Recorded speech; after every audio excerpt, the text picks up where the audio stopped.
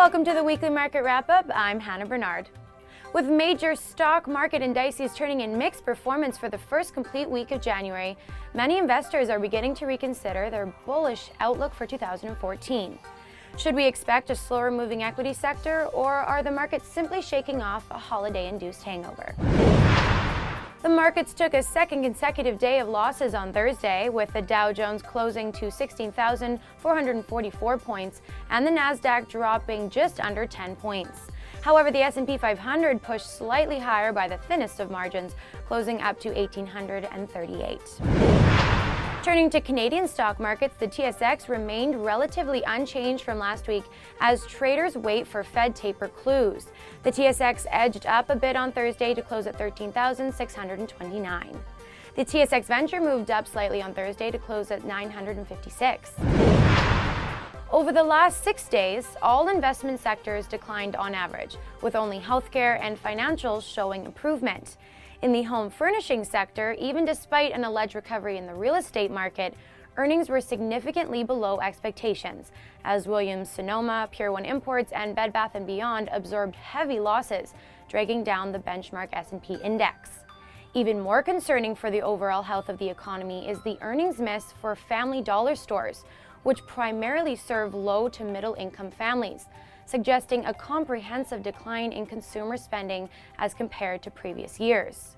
So far, our prediction from last week is holding, and a slow year in equities and perhaps a strong correction is likely for 2014. Let's turn now to winners and losers and our picks for the week.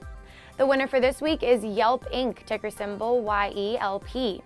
Yelp was one of the hottest names traded in the New York Stock Exchange this week, with shares moving up over 16% since Monday, helped in large by a price target upgrade from JP Morgan. Although the popular online information guide has lost money over recent years, analysts are expecting a turnaround for 2014, citing the success of Yelp's promotional sales across diverse industries. The loser for this week is the Container Store Group, ticker symbol TCS. Shares dropped nearly 15% midweek despite an earnings report which featured revenue gains of 7.3% and same-store sales gains of 4.7%.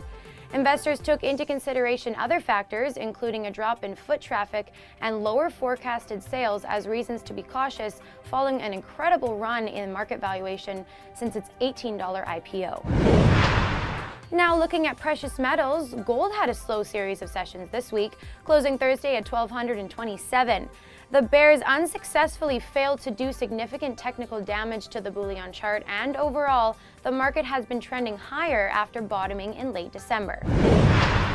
Silver also had a mediocre week, closing at $19.56. It bottomed at the beginning of December and has exhibited choppy trading behavior relative to gold, but it too remains as an overall positive trend. Palladium ended Thursday's session unchanged from the prior. Of all the precious metals, palladium has the best potential to make strong gains, with the industry experts citing increased demand in the face of unstable supply sources. That's enough about this week. Now let's turn to BayStreet.ca's look at the week ahead and a snapshot of what analysts are forecasting for companies whose earning reports are coming out next week. Here are 3 U.S. stocks to watch. First up is JP Morgan Chase, with an EPS forecast coming out on Tuesday of $1.31.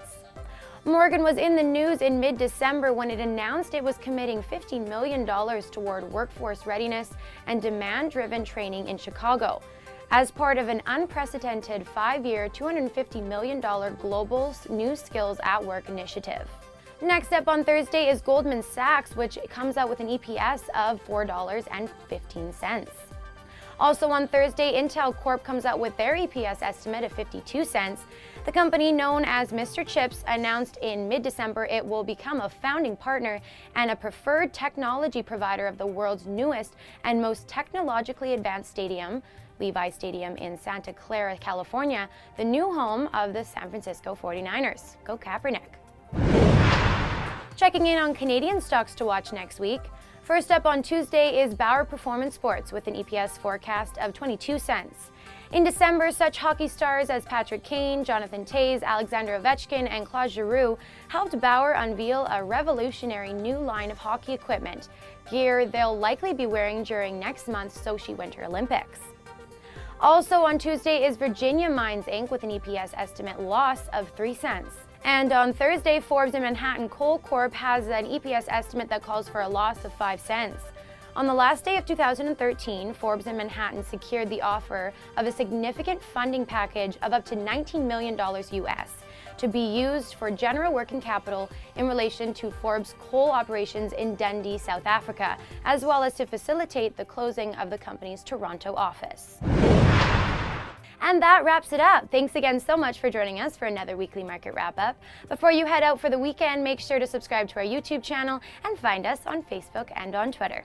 For Viral Network News, Crush the Street and BayStreet.ca, I'm Hannah Bernard.